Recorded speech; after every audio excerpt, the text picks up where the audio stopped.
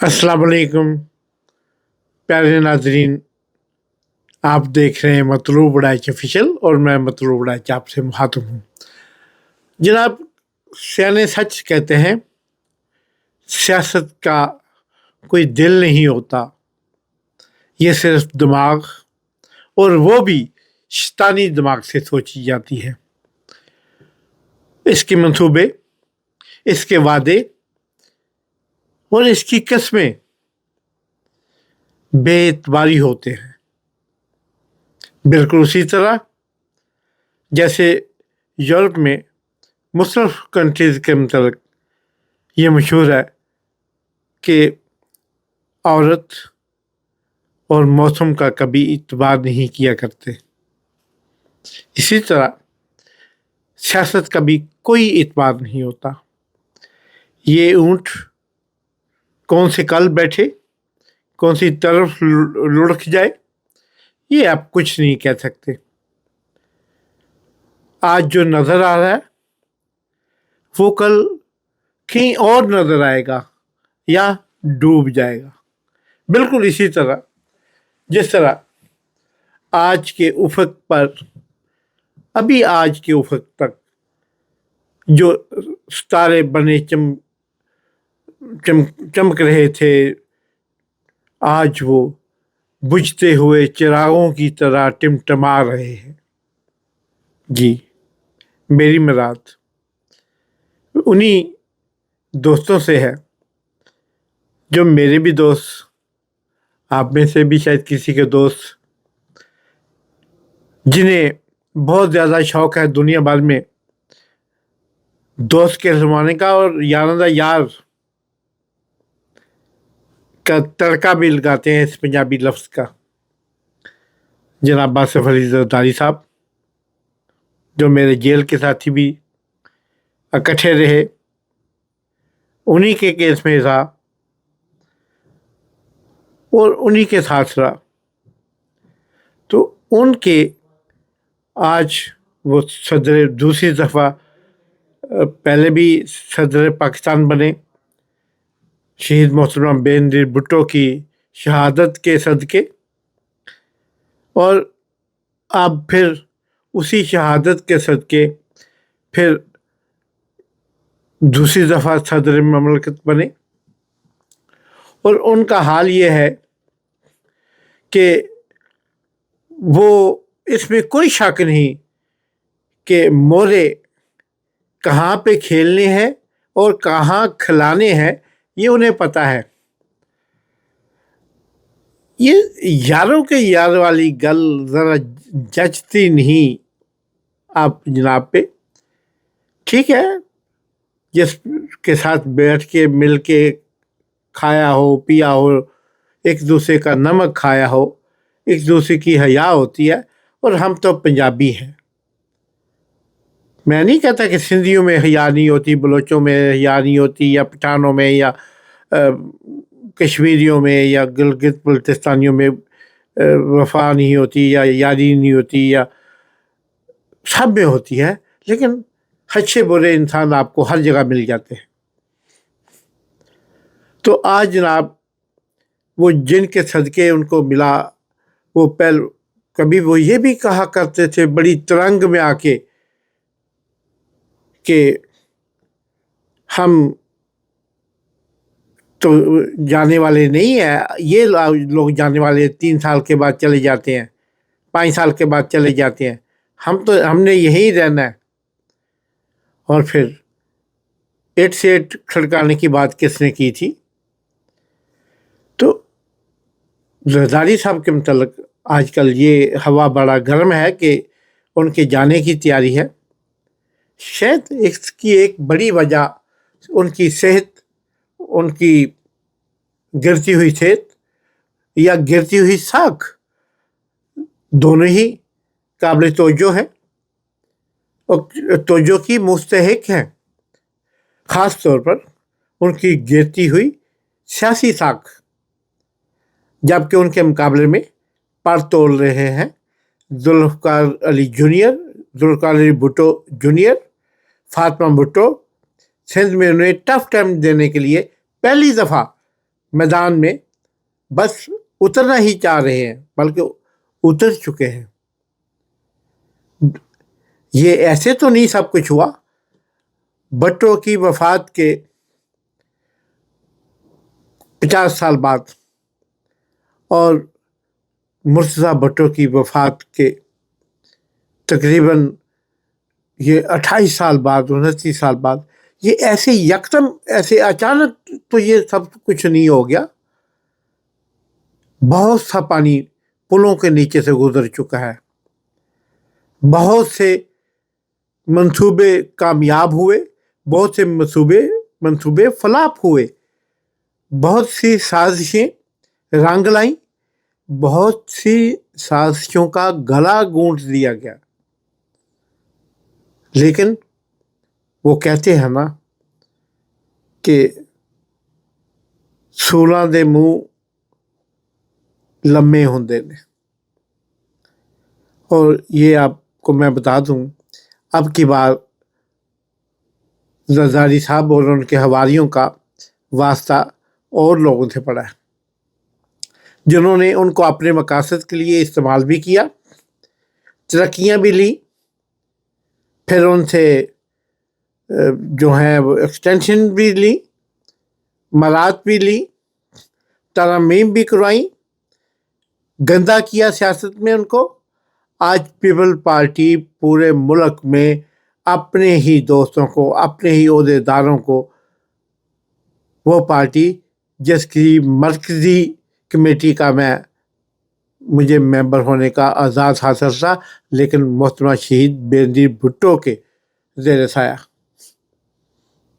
اس people party کا یہ حال ہے کہ پنجاب، خیبر پختونخوا، بلوچستان، کشمیر، گلگت بلتستان میں اس کا ایک ممبر بھی، کونسلر بھی منتخب نہیں ہو سکتا۔ اور سندھ میں پیپل پارٹی جب تک ہے،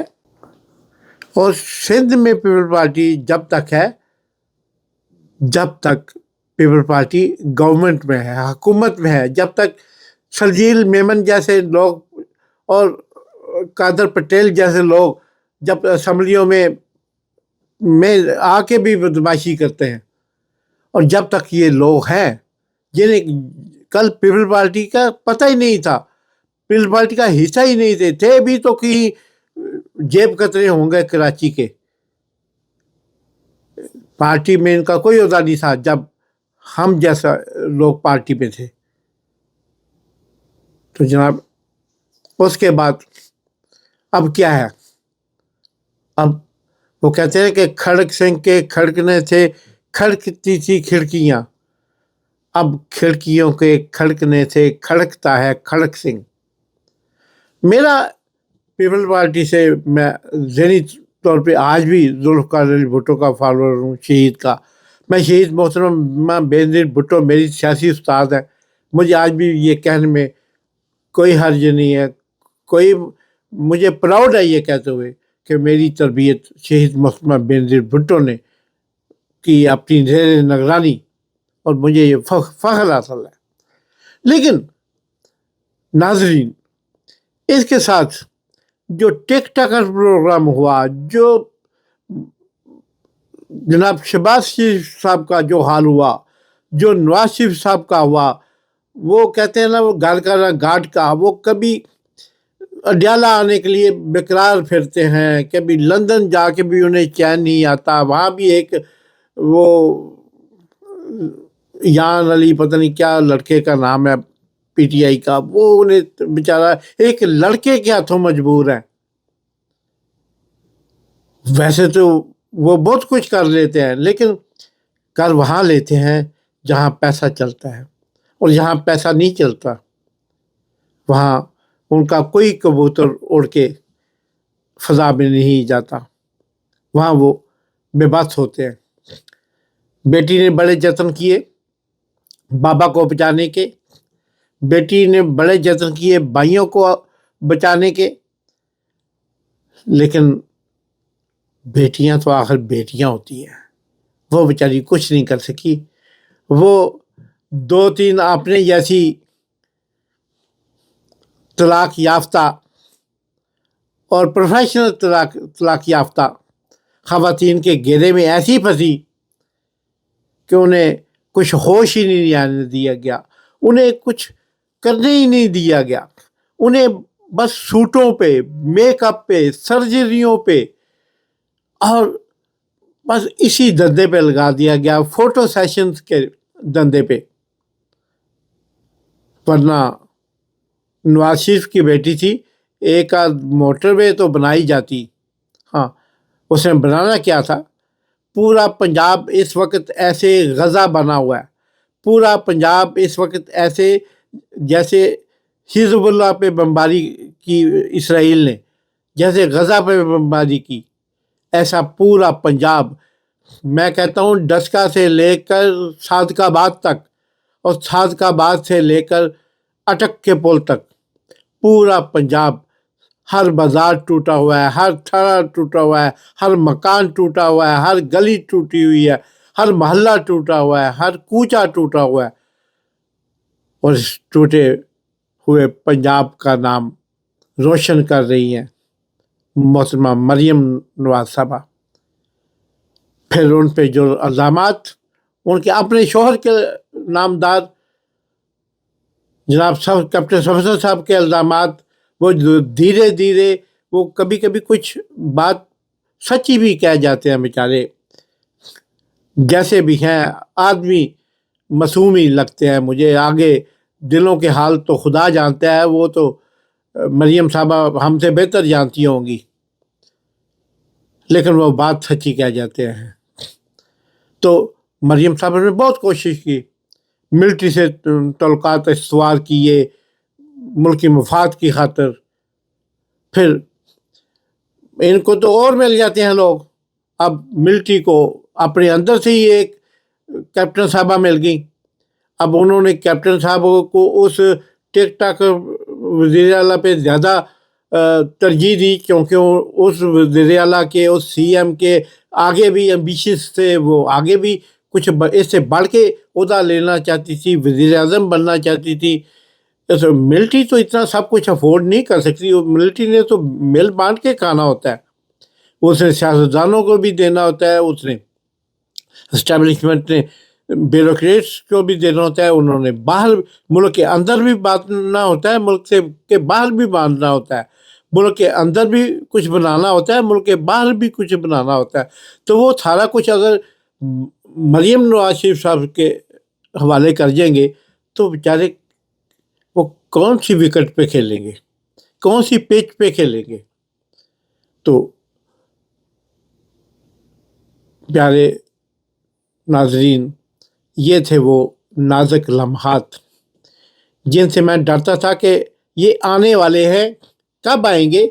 मुझसे अक्सर दोस्त पूछते हैं, आज भी जो मेरे दोस्त ये इस वक्त देख रहे हैं, वो भी मुझसे पूछते थे कि वलाई साहब आपकी क्या इस पे राय है, आप मौजूदा निज़ाम को कैसे देखते हैं, आप इमरान खान का जाना, रजीम चेंज ऑपरेशन और उसके तनाज़र में ये सारे जो हुए फड्डे, आप इस पे।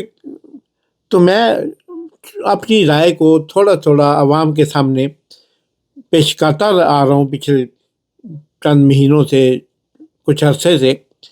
लेकिन मैं कहता था कि हमारी कौम एक ऐसी कौम है कि माशाल्लाह जो कभी किसी के तजर्बे, मुशाहदे और तजर्बात से फ़ायदा नहीं उठाती, वो खुद कर गुजरने, खुद ही भुगतने, खुद ही टेस्ट चखने के चक्कर में रहती है। और जब तक वो खुद टेस्ट ना चख ले तब तक वो इतबार नहीं करती। हम ऐसी कौम के वासी हैं। और वही हुआ जो बातें मेरे पहले व्लॉग देख लें। मैं नजूबी नहीं हूँ, ज्योतिषी नहीं हूँ, पामिस्ट नहीं हूँ, सितारा शनास नहीं हूँ, मैं एक आम इंसान हूँ, लेकिन तजर्बात की सख्त मशीन से गुजरा हुआ और सख्तियों सहता हुआ। और फिर मुझे बहुत अफसोस रहम आता है। नौजुबिल्ला, मैं रहम करने वाला कौन हूँ? मैं तो खुद एक गुनहगार, एक आजिज़, एक मस्कीन शख्स हूँ, लेकिन मुझे उन पे तरस आता है। ये लफ्ज़ बेहतर है। मुझे उन लोगों पे, उन एंकर्स पे, उन खुद साख्ता कालमिस्ट पे, खुद साख्ता मुफक्किरों पे, खुद साख्ता दानिश्वरों पे और खुद साख्ता वो जो अरस्तू से, मुझे उन पे आज बहुत तरस आता है, जो ये कालबे मिला रहे थे। ज़मीन व आसमान एक कर दिया था, डील हो गई, डील हो गई।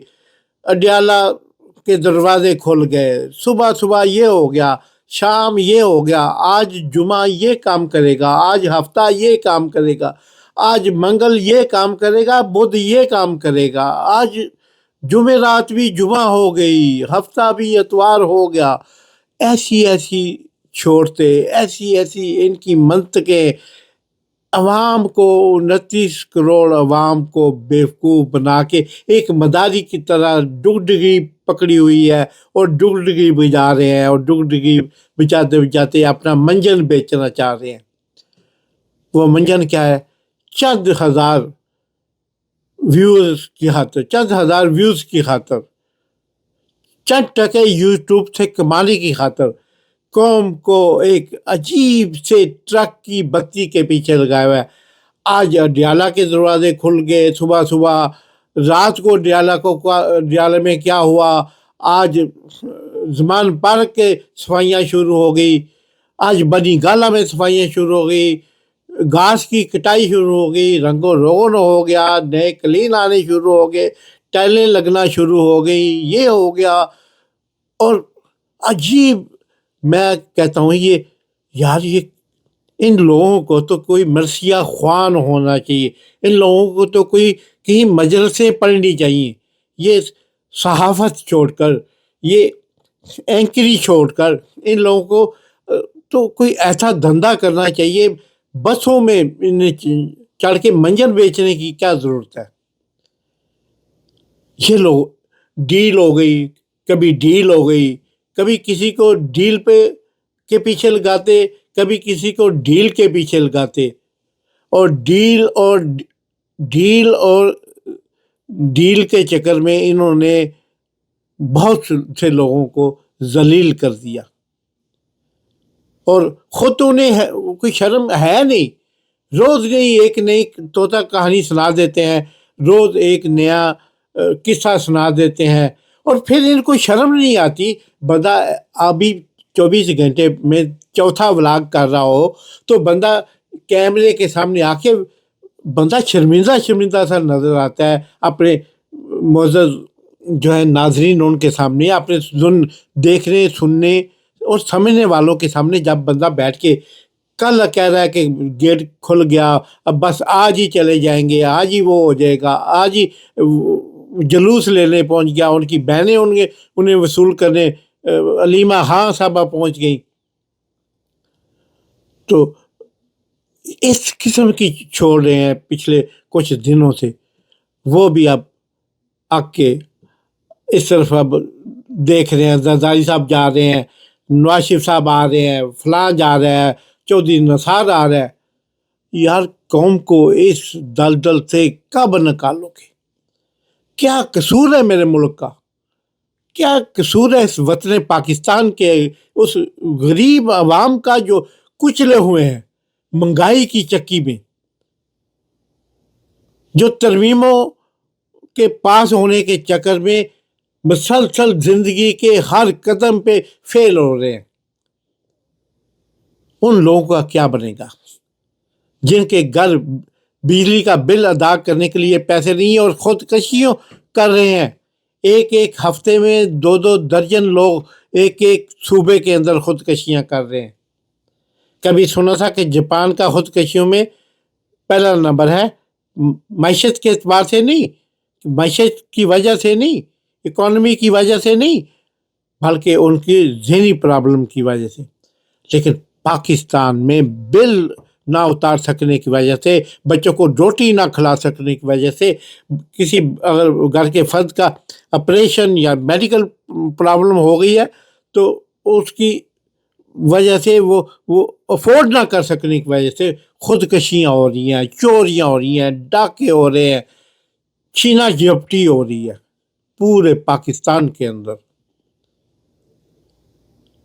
لیکن اصل جو مدر آف آل ایول ہے، تمام بیماریوں کی جو جڑ ہے، اس کی طرف کسی کی توجہ نہیں ہے کہ نظام سیدھا کرنا، سسٹم سیدھا کرنا، جس کے لیے ڈاکٹر طاہر القادری صاحب فرماتے ہیں کہ جب تک آپ اس نظام کو سیدھا نہیں کرو گے، اس سسٹم کو سیدھا نہیں کرو گے، تب تک آپ ایسے یہ ایک کتا، مرا ہوا کتا کھوہ میں پھینک دیا ہے، اس کو جب تک نکالو گے نہیں، سارا پانی نہیں نکالو گے، کنواں صاف نہیں ہوگا۔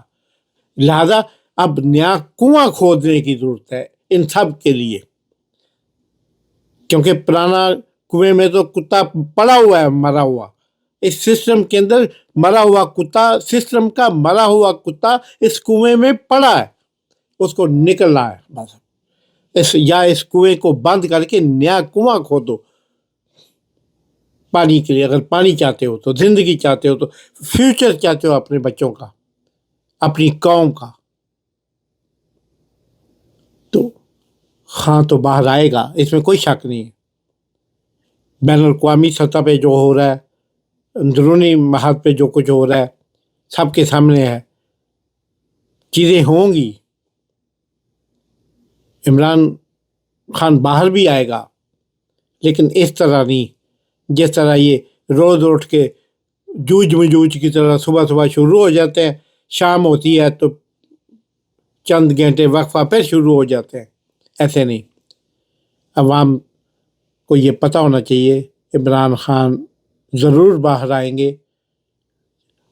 کب آئیں گے باہر؟ جب آپ لوگ باہر نکلیں گے۔ اس سے پہلے عمران خان کے باہر آنے کا سوچنے والے بھی ڈیل اور ذلیل ہی ہوں گے۔ اس سے آگے میں کچھ نہیں کرنا چاہتا۔ عمران خان کو لانا ہے، باہر لانا ہے تو باہر نکلنا پڑے گا۔ دیکھتے رہیے مطلوب رائج آفیشیل، اسے لائک کریں، سبسکرائب کریں، دوستوں احباب کے ساتھ شیئر کریں، شاید کہ تیرے دل میں اتر جائے میری بات۔ پاکستان زندہ باد۔